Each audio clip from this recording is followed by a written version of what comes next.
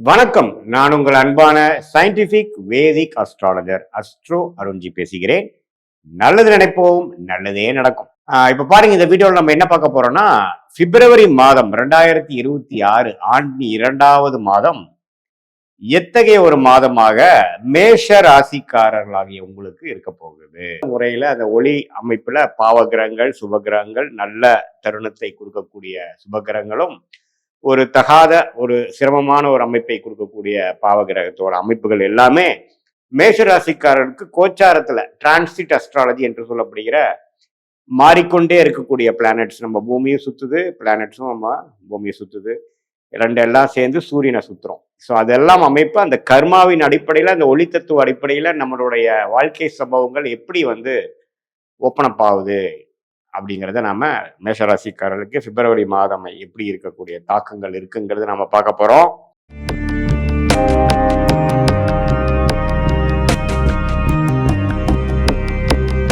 இப்ப பாருங்க, ஆண்டு கிரகமாகிய குரு 3ஆம் இடத்திலே நீடித்திருக்கிறார். சனி 12ஆம் இடத்திலிருந்து விரய சனியாக நீடித்திருக்கிறார் பிப்ரவரி மாதம் முழுவதும்.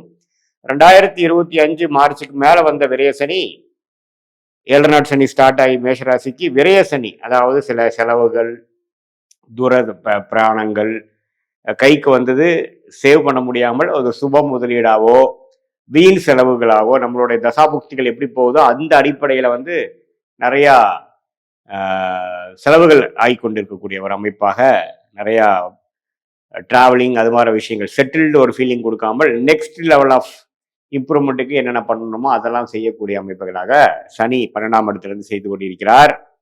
குரு 7ஆம் இடத்தை பார்ப்பது பார்ட்னர்ஸ், திருமணம், அது மாதிரி விஷயங்கள், நம்ம யாரை சந்திக்கிறோமோ நண்பர்கள், அன்றாட மீட் பண்ணக்கூடிய கிளையண்ட்ஸ், அவங்கள சந்திக்கக்கூடிய அமைப்புக்கு குரு நல்லா இருக்கார். ராகு பார்த்தீங்கன்னா 11ஆம் இடத்திலும் கேது 5ஆம் இடத்திலும் நீடித்திருக்கிறார்கள். ஸோ இப்படி இருக்கக்கூடிய ஆண்டு கிரகத்தின் அமைப்பை பொறுத்து ஓரளவுக்கு பரவாயில்லை. என்னதான் விரயசனி 7 நாட் சனி மேஷராசிக்காரர்களுக்கு ஸ்டார்ட் ஆனாலும் ஓரளவுக்கு குருவின் சஞ்சாரம் நன்றாக இருப்பதனாலையும், ராகு 11ஆம் இடம் லாபஸ்தானத்தில் இருக்கிறனாலையும் ஒரு இடத்துல சில சிரமங்கள் இருந்தாலும் பல இடத்துல நன்மைகள் நடக்கக்கூடிய அமைப்புகள் உண்டு. இப்போ ராசி அதிபதி எப்படி இருக்காருன்னு பாத்தீங்கன்னா, மேஷராசியோட அதிபதியாகிய செவ்வாயே 10ஆம் இடத்துல உச்சம் பெற்றிருக்கிறார்.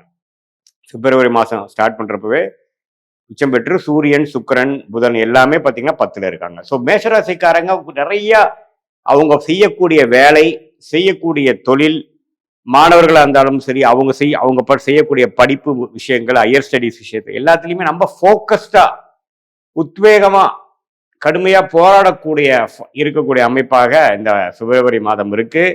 இதுல பாருங்க, அப்படியே பிப்ரவரி 13க்கு அப்புறம் சூரியன் 11ஆம் இடத்துக்கு போறார். முதல் வார இறுதியிலேயே புதன், சுக்கிரன் எல்லாமே 11ஆம் இடத்துக்கு போறாங்க. ஈவன் செவ்வாய் ராசி அதிபதியே 11க்கு ஆண்டின் மாதத்தின் கடைசி வாரத்துல போறாங்க. ஸோ 10ஆம் இடத்துல இருந்து 11ஆம் இடம் மாறக்கூடிய அமைப்பு, 11ஆம் இடத்துக்கு போய் குருவின் பார்வை கிடைக்கக்கூடிய அமைப்பு. என்னதான் ராகுவோட சேர்ந்தாலும் குருவின் பார்வை கிடைக்குது. ஸோ அதனால நல்லாவே முயற்சிகள் திருவினையாக்கக்கூடிய ஒரு அருமையான தருணமாக இருக்கிறது. மேஷராசிக்காரர்களாகிய நீங்கள் என்னென்ன முயற்சிகள் எடுக்கிறீங்களோ, உங்களுடைய நீங்க ஒர்க் பண்ற டிபார்ட்மெண்ட்ல நீங்க என்னென்ன துறையில இருக்கீங்க, அல்லது நீங்க ஒரு தொழில் பண்றீங்க, அதுல கொஞ்சம் டெவலப்மெண்ட் ஓரியன்டா பாக்குறீங்க, எக்ஸ்பான்ஷன் பாக்குறீங்க, கொஞ்சம் டேர்ன் ஓவர் இன்க்ரீஸ் பண்றது, கிளைகள் போடுவது, சில ப்ராடக்ட்ஸ் இன்க்ரீஸ் பண்றது, புதுசா தொழில இறங்குறது, இது எல்லாமே கொஞ்சம் நல்லாவே வேகமாக எல்லாமே சேர்ந்து நமக்கு அமைஞ்சிருச்சுங்கிற மாதிரி அமைப்புகளை கொடுக்கக்கூடிய அமைப்பு. என்னதான் கொஞ்சம் சிரமங்கள் இருந்தாலும் கடைசி வெற்றி அடையக்கூடிய அமைப்புகள், நம்ம நாளா எதிர்பார்த்துட்டு இருந்த தருணம் வந்துருச்சு, எல்லாமே கடகடகடன் வேகமா செய்யறங்கிற மாதிரி ஒரு நல்ல அமைப்பை கொடுக்கக்கூடிய தருணமாக இருக்கு. சில பேர்த்துக்கெல்லாம் பாத்தீங்கன்னா கொஞ்சம் சைடு இன்கம் வர்றது, கரெக்டா அந்த வாய்ப்பு தேடிட்டு இருந்த வாய்ப்பு, அருமையான ஒரு பதவி உயர்வு கிடைக்கிறது, டக்குன்னு வேலை மாறி நல்லா ஜம்ப் ஆகுறது. இதுல அரசு உத்தியோகத்தில் இருக்கிறவங்களா இருந்தாலும் சரி, பிரைவேட் செக்டார்ல இருக்கிறவங்களா இருந்தாலும் சரி, தொழில் முனைவோர்களா இருந்தாலும் சரி, இன்வெஸ்டர்ஸா இருந்தாலும் சரி, அவங்களுடைய ஃபோக்கஸ் எல்லாம் இந்த மந்த்ல professional development, professional glory, professional expansion, professional change, improvement, இதை நோக்கி போகக்கூடிய ஒரு அருமையான தருணமாக ராஜகிரகமாகிய சூரியன், செவ்வாய் எல்லாமே 10ஆம் இடத்துக்கு சம்மந்தப்பட்டு சுக்கிரனும் அதுல சேர்ந்து நல்லாவே இருக்கிறார். அதே சமயத்தில் மாதத்தின் செகண்ட் ஹாஃப்ல வந்து நம்ம செய்த காரியங்களுக்கு செய்த முயற்சிக்கு நல்ல லாபங்கள் பெறக்கூடிய அமைப்பும் காட்டுகிறது. மாதத்தின் செகண்ட் ஹாஃப், அதாவது தேர்ட் அண்ட் ஃபோர்த் வீக்கும் நல்லா இருக்கு.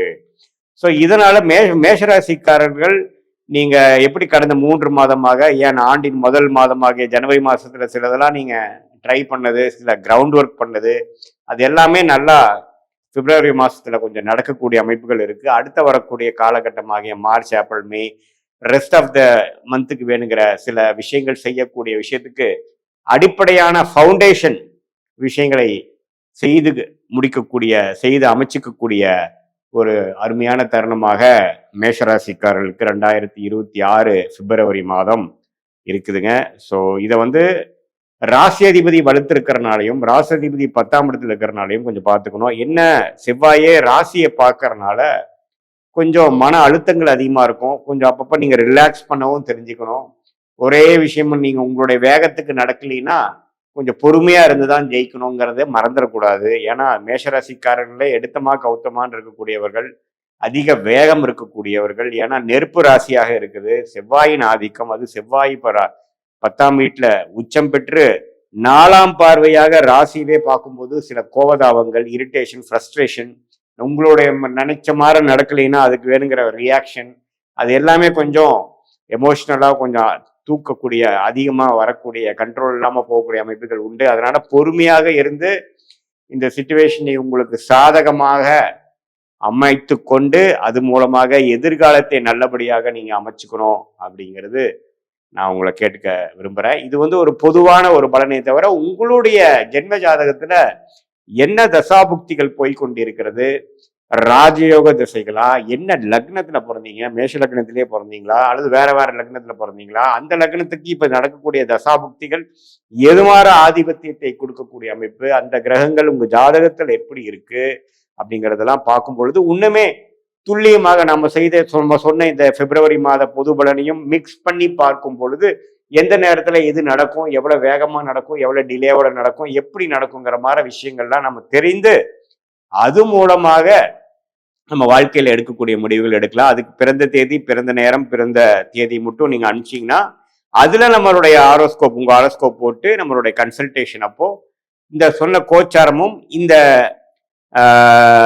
உங்களுடைய தசாபுக்திகள், ஜென்ம ஜாதகத்துல வரக்கூடிய தசாபுக்திகளையும் மிக்ஸ் பண்ணி சேர்த்து வைத்து பார்க்கும் பொழுது அடுத்த வரக்கூடிய ஷார்ட் டேர்ம் 3 to 4 months எப்படி இருக்கு, அடுத்த வரக்கூடிய மீடியம் டேர்ம் என்று சொல்லப்படுகிற 8 மாதத்திலிருந்து 1 வருடம் எப்படி இருக்கு, அடுத்து வரக்கூடிய லாங் டேர்ம் ஒரு 2 to 3 years அல்லது 5 years 10 years வரைக்கும் பேட்டர்ன் எப்படி போகுது, எது மாதிரி ட்ரெண்ட் போகுது, எந்த டைம்ல நமக்கு பிரேக், ஒரு நல்ல பிரேக் கிடைக்கும், எந்த நேரத்துல அதிக ரிஸ்க் எடுக்கலாம், எந்த நேரத்துல அடக்கி வாசிக்கலாங்கிற மாதிரி சில நல்ல நுணுக்கமான சில விஷயங்கள் உங்க ரியாலிட்டி எப்படி போயிட்டு இருக்குங்கிற சிங்க் பண்ணி நம்ம ஜாதகத்துல வரக்கூடிய அந்த நெளிவு சுழிவுகளை பார்க்கும் பொழுது நம்ம வாழ்க்கையில் நம்மளுடைய கர்மாவின் அடிப்படையில எப்படி நமக்கு பிராப்தங்கள் இருக்குதோ அதுக்கு நம்மளுடைய லைஃப் கோல்ஸை அலைன் பண்ணிட்டோம்னா எந்த விதத்திலையும் எதிர்நீச்சல் போடாமல் வீண் சமய விரயங்கள், வீண் பண விரயங்கள், இது எல்லாமே தவிர்த்து தக்க நேரத்தில் தக்க முயற்சிகளை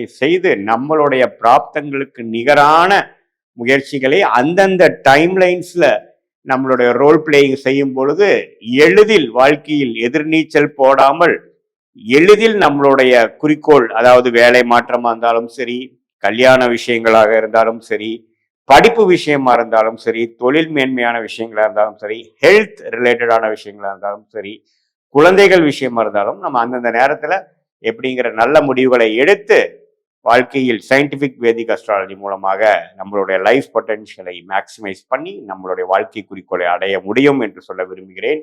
மீண்டும் மற்றொரு காணொலியில் சந்திப்போம். நன்றி, வணக்கம்.